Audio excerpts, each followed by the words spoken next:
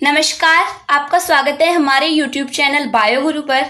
आज का हमारा टॉपिक है लिम्फ यानी कि लसिका, जो बहुत इंटरेस्टेड टॉपिक है और थोड़ा हार्ड भी लगता है कई बच्चों को, जो कि हमारे चैप्टर नंबर 24 का पार्ट नंबर 12 है।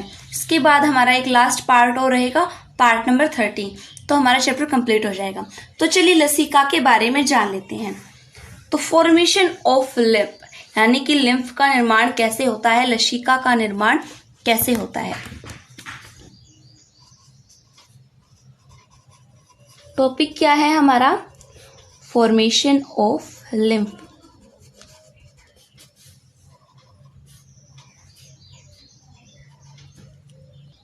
ये डायग्राम तो आपको समझ में आ ही रहा होगा कि किसका डायग्राम है।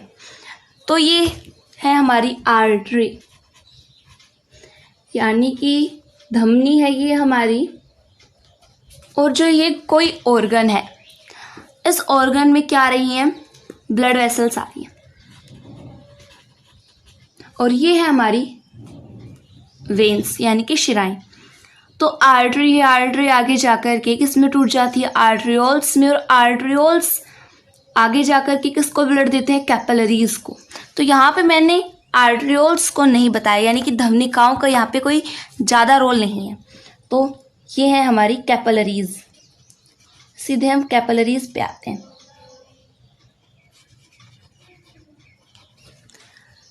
जो आर्टरी होती है, जो जिसमें शुद्ध रुधिर बहता है, ऑक्सीनेटेड ब्लड फ्लो होता है, जैसा कि आपको पता है कि इनकी 3 लेयर्स होती है। और जो पूरा सर्कुलेटरी सिस्टम होता है, कंप्लीटली सर्कुलेटरी सिस्टम, इसकी इनर मोस्ट जो लेयर है वो किसकी बनी होती है? स्क्वैमस एपिथेलियम की, जिसे सर्कुलेटरी सिस्टम में एक अलग नाम दिया गया है। सर्कुलेटरी सिस्टम की इनर मोस्ट लेयर यानी सबसे अंदर की जो लेयर होती है वो स्क्वैमस एपिथेलियम की बनी होती है, जिससे सर्कुलेटरी सिस्टम में एक स्पेसिफिक नेम दिया गया है। वो नेम है एंडोथेलियम। देखिए कहाँ होती है ये हमारी आर्टरी है, और इस आर्टरी में यहाँ पर ये वॉल पाई जाती है, काफ़ी वॉल इनर मोस्ट लेयर पाई जाती है इस तरीके से, और ये काफ़ी थिक होती है, काफ़ी थिक। तो इस ये है हमारी एंडोथेलियम, इनर मोस्ट लेयर।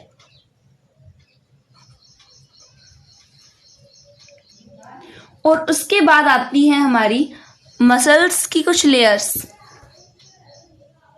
ये मसल्स की कुछ लेयर्स हैं,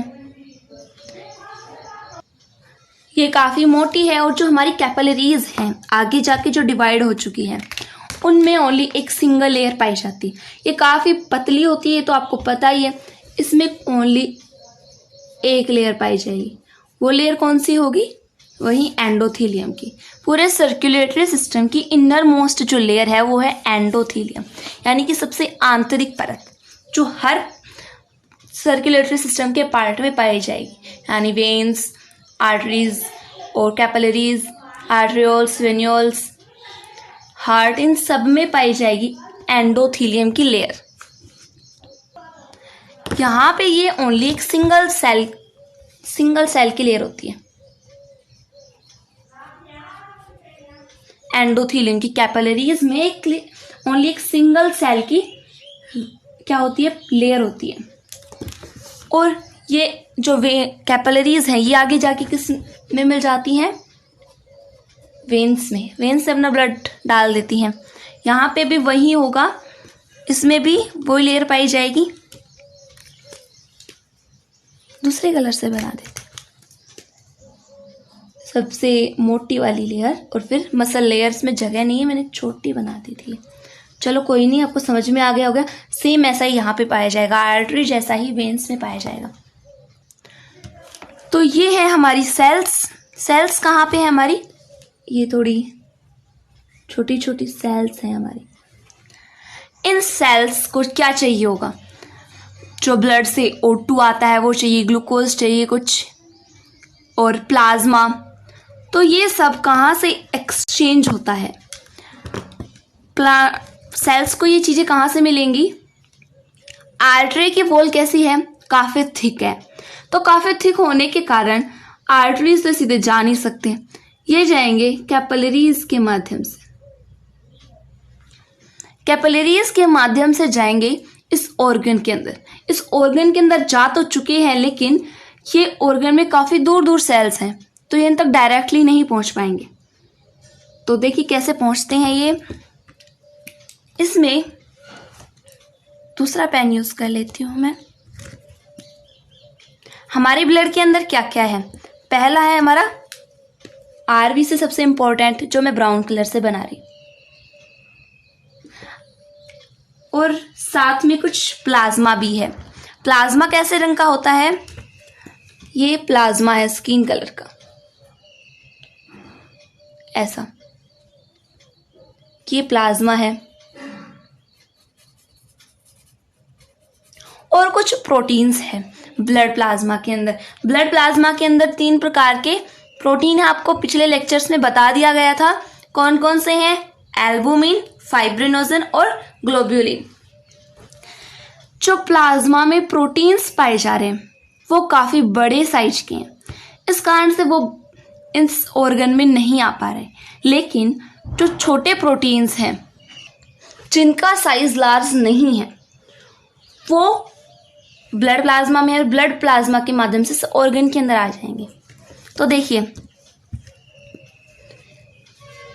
इस आर्टरी या वेन या जिसे हम ब्लड वेसल्स मान लेते हैं, जैसे कैपिलरीज से बाहर आएंगे, एक्सचेंज होता है कैपिलरीज से। कैपिलरीज से बाहर आया ब्लड प्लाज्मा और साथ में कुछ प्रोटीन्स लेके आया, O2 आई, ग्लूकोज आया। तो अब इसमें जो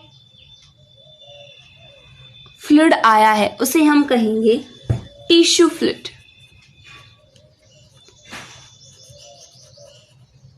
यानी कि उत्तक द्रव, या इसे इंटरस्टिशियल फ्लूइड भी कहा जाता है।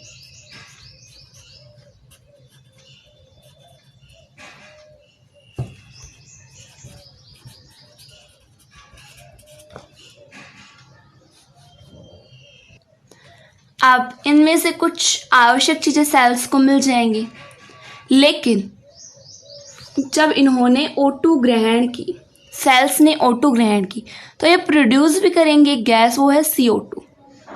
और इसमें से कई चीज़ें ऐसी हैं जो कि इस कैपिलरीज में वापस बाहर नहीं जा सकती, जैसे CO2 वगैरह वगैरह कई चीज़ें होती हैं जो कैपिलरीज में नहीं जा सकती। अब उन्हें कौन ग्रहण करेगा? और जो ब्लड प्लाज्मा होता है जो कैपिलरीज के माध्यम से इस ऑर्गन में आता है, वो कंप्लीटली वापस फिर सारा नहीं जाता है वेन्स के अंदर। तो वो कहाँ जाता है? अगर ये ऑर्गन में भरता जाएगा धीरे धीरे तो हमारा ऑर्गन तो फट जाएगा, लेकिन ऐसा नहीं होता है। हमारे एक दिन में 3 ml प्लाज्मा हमारे ऑर्गन में रिलीज किया जाता है। अब देख लीजिए, 3 ml पर डे रिलीज किया जा रहा है तो कितना ज़्यादा हो जाएगा। तो ये कहाँ जाता है? ये ग्रहण किया जाता है किन्हीं कैपिलरीज के माध्यम से। वो कैपिलरीज कौन सी हैं?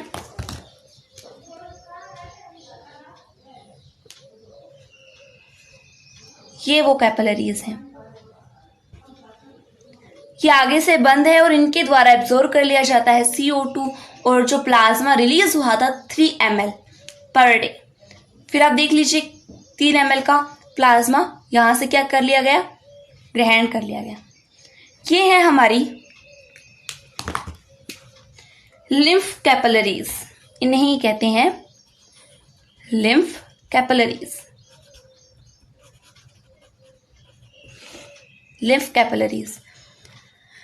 जो टिश्यू फ्लूइड था वो देखिए, टिश्यू फ्लूइड क्या था? इस कैपिलरीज के माध्यम से प्लाज्मा, साथ में कुछ प्रोटीन्स जो साइज में छोटे होते हैं, और CO2, ग्लूकोज, ये सब ऑर्गन्स के अंदर आ चुके हैं, उसे हमने कहा है टिश्यू फ्लूइड। अब जो यूज किया जा चुका है सेल्स के द्वारा O2, कुछ ग्लूकोज, लेकिन प्लाज्मा नहीं किया गया, ब्लड प्लाज्मा नहीं किया गया। इसी तरीके से इन्होंने जो CO2 रिलीज की गई है वो और अदर प्रोटीन्स वो जब इन लिम्फ कैपिलरीज में जाते हैं तो उन्हें कहा जाता है लिम्फ, यानी लसिका। लसिका केशिकाओं में जो टिश्यू फ्लूइड उत्तक द्रव्य जाता है उसे हम कहते हैं लिम्फ। यानी कि जब तक टिश्यू फ्लूइड जो है वो ऑर्गन में रहेगा, यानी कि जो ब्लड प्लाज्मा है जब तक वो ऑर्गन में रहेगा जब तक उसे क्या कहेंगे, टिश्यू फ्लूइड। लेकिन जब वो लिम्फ कैपिलरी में चला जाएगा तो उसे हम कहेंगे लिम्फ, यानी कि लसिका। अब ये लिम्फ कैपिलरीज आगे जा कर के बना लेंगी लिम्फ वेसल। ये हो गई हमारी वेसल, और ये वापस जा कर के वेन में मिल जाती है, और इनके बीच में कुछ नोड्स पाए जाते हैं, लिम्फ नोड्स।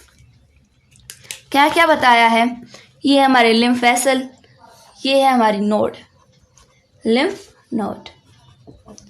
और ये लिम्फ वेसल यहाँ से तो अलग हो जाती है।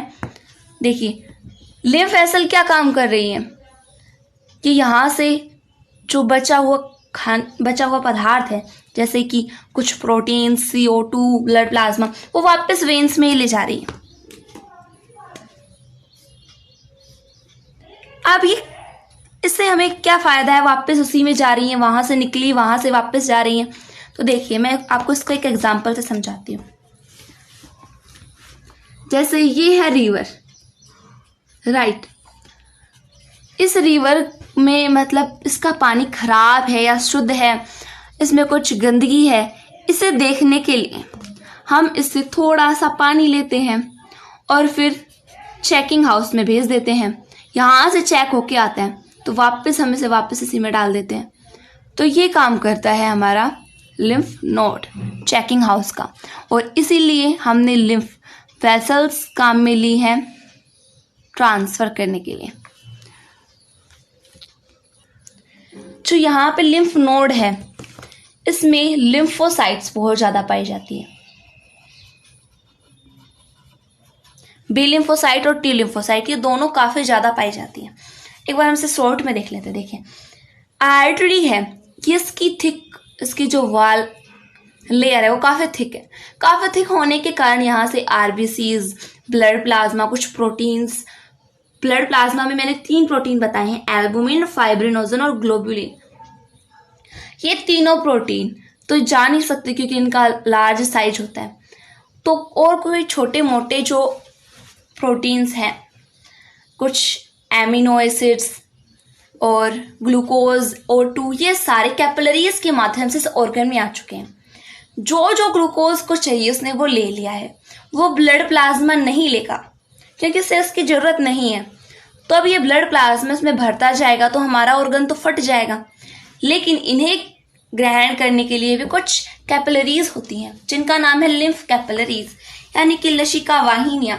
ये लसिका वाहिनियां आगे मिलकर लसिका वाहिका का निर्माण करती हैं और इसके बीच में एक नोड पाया जाता है जिसका नाम है लिम्फ नोड। इसमें काफी ज्यादा लिम्फोसाइट्स पाए जाते हैं। इसका काम भी देखेंगे हम, ये क्या करता है। तो ये बताया है मैंने आपको लिम्फ नोड के बारे में, लिम्फ के बारे में। लेकिन यहाँ पे लिम्फ किसे कहा है, जो सारी चीजें blood plasma, O2, amino acids, glucose, कुछ प्रोटीन्स और सब ऑर्गन्स में आए थे, उसे हमने कहा है टिश्यू फ्लूइड। लेकिन जब ये लिम्फ कैपिलरीज में चला जाता है तो इसे कहा जाता है लिम्फ, यानी कि लसिका। ये ब्लड से काफी हल्का होता है, इसमें RBCs नहीं पाई जाती, ना ही इसमें कोई प्रोटीन होता है और ना ही ऑक्सीजन होता है। CO2 की मात्रा ज्यादा है इसमें। O2 तो ग्रहण कर लिया गया सेल्स के द्वारा, लेकिन जो CO2 बचा है वो वापस नहीं जा पा रहा, कुछ वो लिम्फ के माध्यम से जा रहा है। इसमें WBC काफी पाई जा रही है क्योंकि इसमें लिम्फोसाइट्स जो हैं B और T दोनों लिम्फोसाइट्स पाई जा रही है। अब हम देखेंगे कि हमारी बॉडी में कहाँ कहाँ लिम्फ होते हैं, कहाँ लिम्फ नोड्स, और कैसे ये मिलते हैं। तो चलिए, ये कोई भी बंदा है, अब इसके अंदर हम बनाएंगे लिम्फ कि किस तरीके से कहाँ कहाँ पर लिम्फ होती है। लिम्फ तो सब में होता है, लिम्फ नोड्स, लिम्फ कैपिलरीज और लिम्फ वेसल्स। तो सबसे पहले हम लेग से स्टार्ट करते हैं। यहाँ से कुछ लिम्फ कैपिलरीज मिलती हैं और लिम्फ का निर्माण कर लेती हैं। इसी तरीके से इस लेग में होगा और ये दोनों आगे आकर के मिल जाते हैं यहाँ पर। अब इसी तरीके से इस बाजू से कुछ लिम्फ ले ली है हमने, सो लिम्फ कैपिलरीज, यहाँ से लिम्फ आ रहा है, यहाँ पे अटैच हो गया। हमारे आधे चेहरे का, हमारे जो राइट हैंड है और हमारे जो मुंह का और ब्रेन का राइट पार्ट है, इन सब का लिम्फ आता है और यहाँ मिल जाता है। इस हाथ का लिम्फ आता है लेफ्ट हैंड का, और यहाँ से जो कुछ लिम्फ आया बाकी आधे हिस्से का, वो यहाँ आके मिल जाते हैं। ये मिलते हैं इसके साथ, जो नीचे से दोनों लेग्स की लिम्फ आई है वो, और लेफ्ट हैंड का आधा पार्ट, लेफ्ट हैंड का लेफ्ट हैंड और जो हमारा लेफ्ट साइड फेस है और ब्रेन, उन सब का लिम्फ एक जगह, और राइट हैंड और राइट फेस का लिम्फ एक जगह मिल जाता है। यहाँ पर ये मिलकर के लिम्फेटिक डक्ट बनाती है, यानी कि यहाँ पे काफ़ी मोटी हो जाती है इस तरीके से। तो देखिए सबके नाम देखते हैं एक बार हम, फिर इसके बाद आगे बढ़ेंगे। देखिए ये थे इसके लिम्फ कैपिलरीज।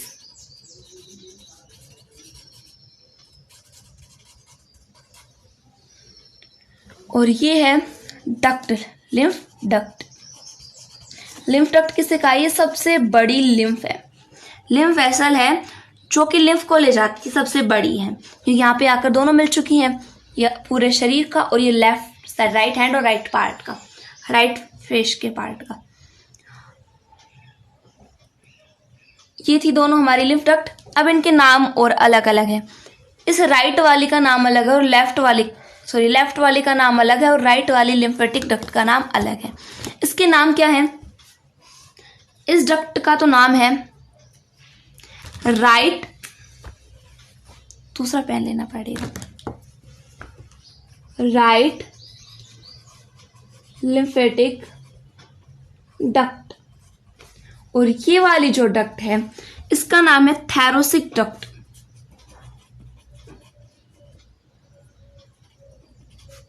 थैरोसिक डक्ट है ये हमारे लेफ्ट पार्ट में है, और राइट लिम्फेटिक डक्ट है ये हमारी राइट पार्ट में है। अब ये लिम्फ कहाँ मिलती है? वेन्स में। बताया था मैंने आपको, ये लिम्फ वापस वेन्स में मिल जाती है।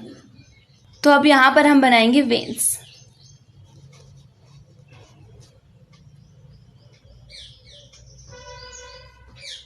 ये है हमारी वेन्स, और इनमें ये लिम्फेटिक डक्ट मिल जाती है।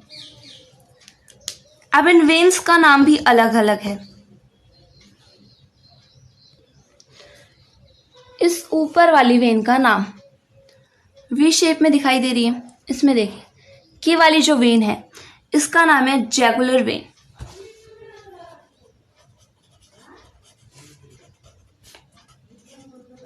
और ये नीचे वाली जो वेन है इसका नाम है सबक्लविन वेन।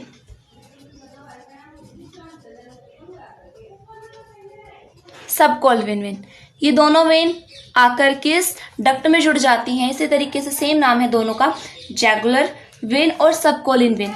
ये कहाँ जुड़ रही है? थैरोसिक डक्ट में और राइट लिम्फेटिक डक्ट में। और आपको पता है ये वेन्स भी आगे जाकर के वेना कावा में जुड़ जाती है। अब हम देखेंगे कंपोजिशन ऑफ लिम्फ, यानी कि लिम्फ का संगठन। लिम्फ का संगठन हम इन दोनों में डिफरेंस करके समझ सकते हैं। ब्लड और लिम्फ में डिफरेंस से हम कंपोजिशन ऑफ लिम्फ आसानी से समझ सकते हैं। तो देखिए, पहला आता है इसमें डिफरेंस आरबीसी का, कि ब्लड में आरबीसी है या लिम्फ में ज़्यादा है। तो आपको पता है ब्लड में आरबीसी ज़्यादा है बजाय लिम्फ के। दूसरा आता है प्रोटीन। मैं ब्राउन पेन से ही लिख देती हूँ। प्रोटीन ब्लड में ज़्यादा है या लिम्फ में? तो आपको पता है प्रोटीन ब्लड यानी ब्लड प्लाज्मा में 3 पाए जा रहे थे, फाइब्रोनेजन, एल्बुमिन और ग्लोबुलिन। तो इसमें ज़्यादा है, ये बड़े होने के कारण लिम्फ में नहीं जा पाए और इसमें जो छोटे छोटे प्रोटीन्स थे वो चले गए थे ऑर्गन्स में, इस कारण हमने उसे टिश्यू फ्लूइड कहा था। और बाकी जो बचे हुए थे जिसे यूज़ नहीं किया गया था सेल्स के द्वारा, वो लिम्फ में आ चुके थे, तो प्रोटीन्स कम होते हैं। नेक्स्ट आता है O2। O2 ज़्यादा किस में था, O2 और ग्लूकोज? तो देखिए ब्लड में ज़्यादा था। ब्लड में ज़्यादा कैसे था, ब्लड से निकला और निकल के सीधा उन्होंने सेल में एब्जॉर्ब हो चुका है, लिम्फ में जा ही नहीं पाया। नेक्स्ट आता है CO2। तो देखिए ब्लड में CO2 कम है। कम क्यों है? क्योंकि ब्लड में तो CO2 का कोई रोल ही नहीं है, वहाँ ये O2 जा रही है सेल्स के अंदर और सेल्स में जाने के बाद वहाँ से यूज़ करती हैं सेल्स और फिर वहाँ होता है इसका दहन और दहन से CO2 रिलीज होती है। तो CO2 पाई तो जाती है, CO2 पाई जाती है लेकिन कम पाई जाती है। ये भी पाई जाती है प्रोटीन लेकिन बहुत कम, यानी वेरी लिटिल। CO2 भी पाई जाती है लेकिन ये भी बहुत कम पाई जाती है, इसमें पाई जाती है। नेक्स्ट डिफरेंस आता है WBC का, यानी कि वाइट ब्लड सेल्स। तो आपको पता है WBC ब्लड में भी पाई जाती हैं, लेकिन जो लिम्फ था उसमें लिम्फ में भी पाई जा रही थी, दोनों में पाई जा रही थी, लेकिन लिम्फ नोड्स में लिम्फोसाइट्स काफ़ी ज़्यादा पाई जा रही थी इसकी तुलना में। और एक बात और बता दूं, जो लिम्फ है ये हमारी इम्यूनो सिस्टम का एक मेजर पार्ट है, major part of immuno system. कहीं आप सोचो कि जो लिम्फ है ये हमारी इम्यूनो सिस्टम का पार्ट नहीं है, तो मैं आपको बता दूं लिम्फ इम्यूनो सिस्टम का पार्ट है।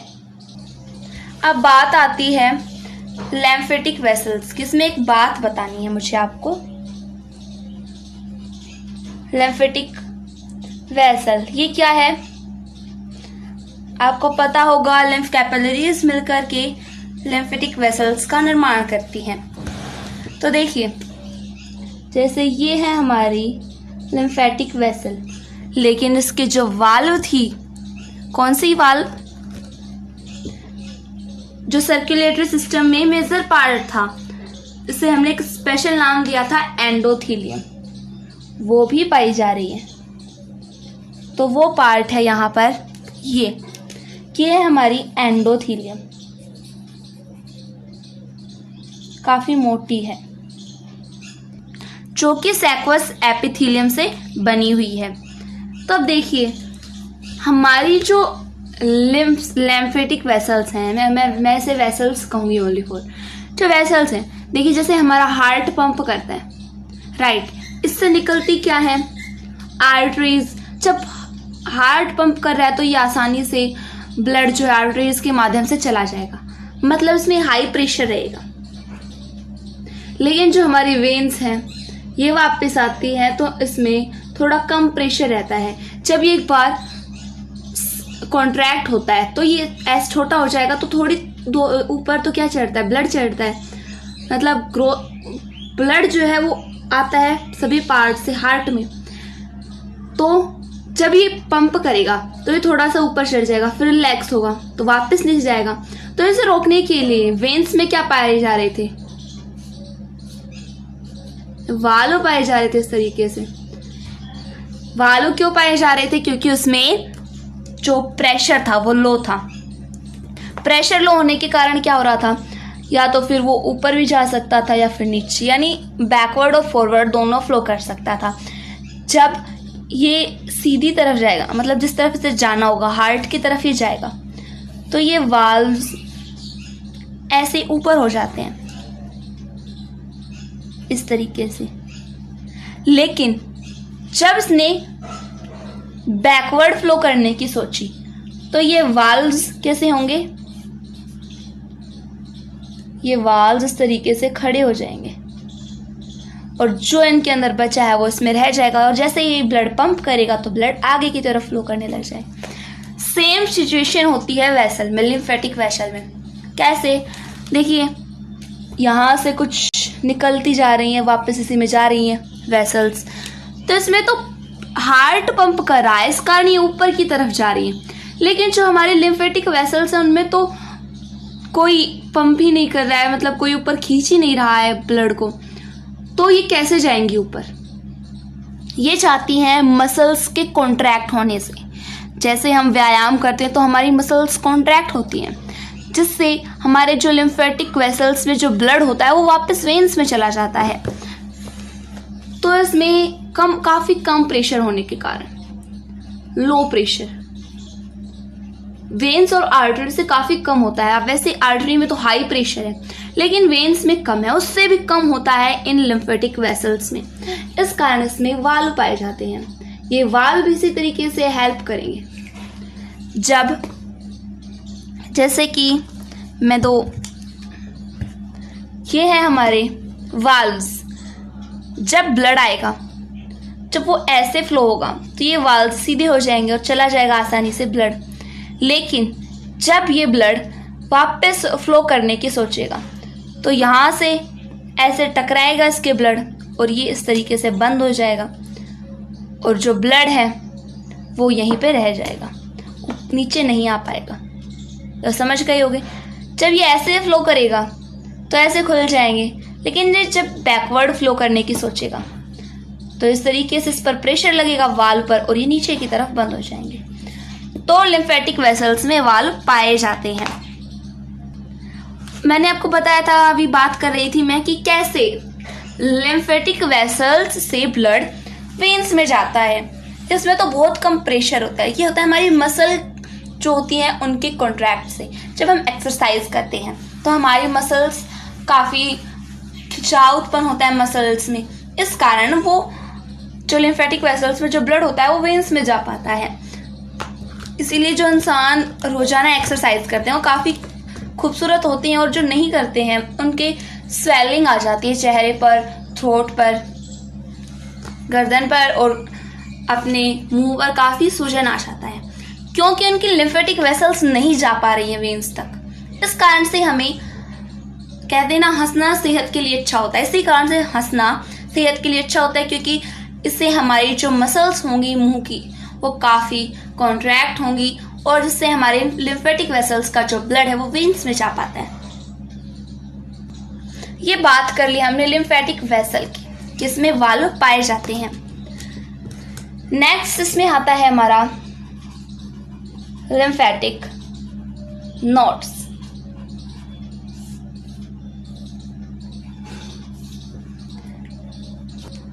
लिम्फेटिक नोड्स जो है ये कुछ सेम के बीज के आकार के होते हैं, कुछ इस टाइप की। ये है हमारी लिम्फेटिक नोड्स। तो देखिए, मैंने आपको बताया था कि रिवर से हमने कुछ पानी निकाला और उसे चेकिंग हाउस में भेज दिया, चेकिंग सेंटर में। तो वहां पे उसने बताया कि पानी साफ है या फिर गंदा है, तो फिर वापस हमने उसे वापस से रिवर में डाल दिया। यही काम करेगा लिम्फेटिक नोड चेकिंग सेंटर का। यहाँ क्या चेक होगा कि ब्लड में बैक्टीरिया है या नहीं। अगर नहीं हुई तो ये उसे पास कर देता है। इसकी एक लेयर होती है बाहर की तरफ इस तरीके से, और इसमें दो पार्ट्स होते हैं, एक कॉर्टेक्स और दूसरा मेडुला। तो कॉर्टेक्स जो होगा वो इस तरीके से होगा,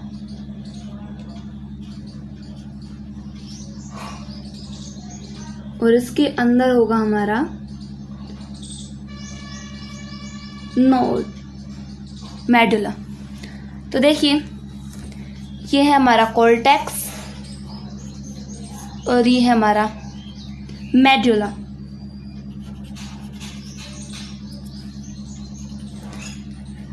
अब यहां से कुछ ब्लड वेसल्स आते हैं, राइट, ब्लड इसमें आता है, और यहाँ पे दो लिम्फोसाइट्स बैठे रहते हैं। मैंने आपको बताया था लिम्फेटिक नोड्स में दो लिम्फोसाइट्स होंगे। लिम्फोसाइट्स आपको पता है दो हैं, कौन कौन से हैं? एक है हमारा बी लिम्फोसाइट और दूसरा है हमारा टी लिम्फोसाइट। ये है टी लिम्फोसाइट एंड ये है बी लिम्फोसाइट। बस इतना ही लिख देते हैं, आगे आप समझ गए होंगे। और जो ये हमारी बाहर की लेयर पाई जा रही है, बाहर की लेयर कौन सी? ये वाली, राइट। ये फाइबर टिश्यूज से बनी हुई है।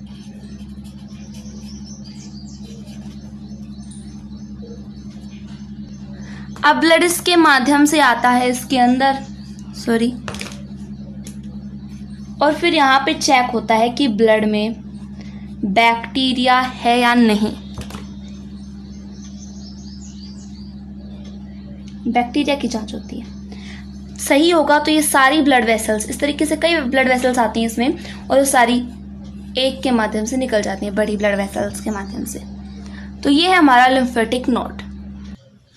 नेक्स्ट टॉपिक आता है हमारा फंक्शंस ऑफ लिम्फेटिक डक्ट, यानी कि लसिका तंत्र के कार्य। सॉरी, डक्ट नहीं, सिस्टम आएगा, सॉरी, लिम्फेटिक सिस्टम, लसिका तंत्र के कार्य। फर्स्ट तो आपको पता ही है कि हमारे लिम्फेटिक सिस्टम में WBCs पाई जाती हैं, जो क्या करती हैं? बैक्टीरिया को डिस्ट्रॉय करती हैं, नष्ट करती हैं, उन्हें मारती हैं। तो WBC के द्वारा बैक्टीरियाओं का या फिर जीवाणु या रोगाणुओं का भक्षण किया जाता है। सेकंड आता है, आपको याद हो तो डाइजेस्टिव सिस्टम में हमने पढ़ा था माइक्रोविलाई, विलाई के स्ट्रक्चर के बारे में। ये थी हमारी विलाई, इसके ऊपर लगे हुए थे हमारे माइक्रोविलाइज, इस तरीके से।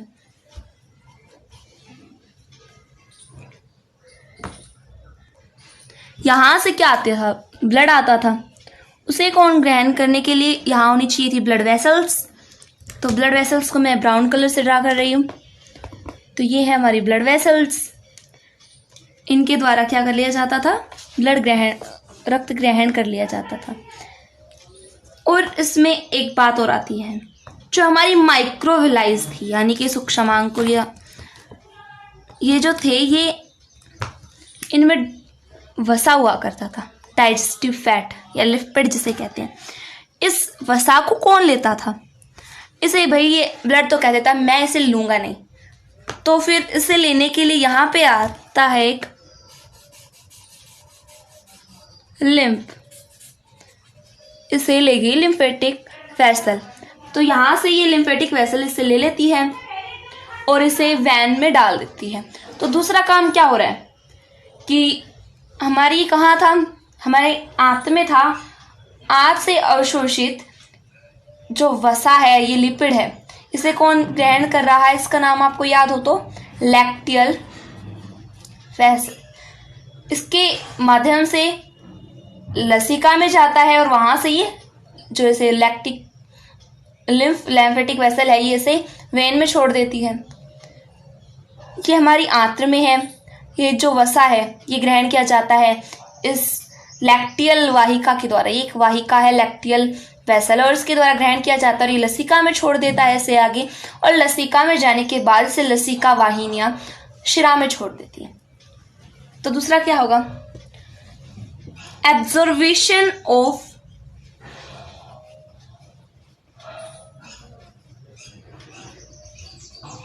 Lipid, digestive lipid. वैसे डाइजेस्टिव लिपिड होता है डाइजेस्टिव लिपिड्स इन लैक्टियल। और आपको याद हो तो ये कैसे कलर का होता है? वाइट कलर का, क्योंकि जो हमारा लिम्फ होता है, देखिए मैं आपको बताऊं, जो हमारी लिम्फेटिक जो लिम्फ है ये हमारे वाइट कलर का होता है, यानी रंगहीन होता है, कलरलेस होता है। जो मैंने आपको पीछे डिफरेंस बताया था ब्लड और लिम्फ में, आप चाहें तो इसमें एक और जोड़ सकते हैं कलर के बारे में। कलर के बारे में जोड़ेंगे तो क्या आएगा? यहाँ आप लिख दीजिए, ये रेड कलर के होते हैं और ये कलरलेस होते हैं। कलरलेस क्यों? क्योंकि इसमें कोई रंग नहीं होता है, जैसा आपको पता है, और इसमें हिमोसाइनिन पिगमेंट पाए जाने के कारण, हीमोग्लोबिन पाए जाने के कारण इसका कलर रेड होता है। लेकिन लिम्फ में ना तो कोई वो पाई जा रही है आरबीसीज के कारण कलरलेस होता है, वाइट कलर का होता है। तो जो लैक्टियल है हमारी, ये भी वाइट कलर की होती है।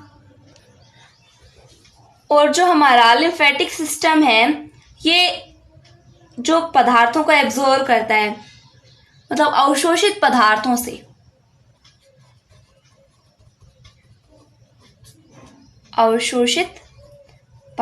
से वसा के परिवहन में सहायता करते हैं। नेक्स्ट आता है, ये एक काम और कर रहा था। क्या काम कर रहा था? देखिए कि हमारे जो रक्त और उत्तक थे, यानी ब्लड और जो हमारा टिश्यू था, इनके बीच में कुछ न्यूट्रिएंट्स का और जो गैसेस थी O2 CO2 उनका विनिमय करवा रहा था। ब्लड यानी रक्त, रुधिर और उत्तकों के मध्य जो लिम्फ है वो भोज्य पदार्थों का, O2 का और CO2, हार्मोन्स, प्रोटीन्स, इनका विनिमय करवाता है।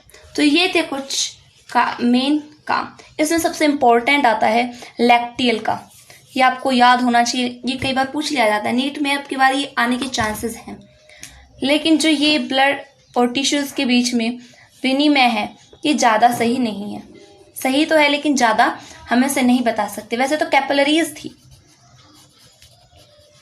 कैपिलरीज क्या कर रही थी? यही काम कर रही थी। तो ऑप्शंस में अगर लिम्फ आ जाए, ऐसे लिख दिया जाए कि कौन सा कार्य लसिका का है, तो आप इसमें ये ऑप्शन आए तो आप इसे सही कर सकते हैं। आशा करती हूँ कि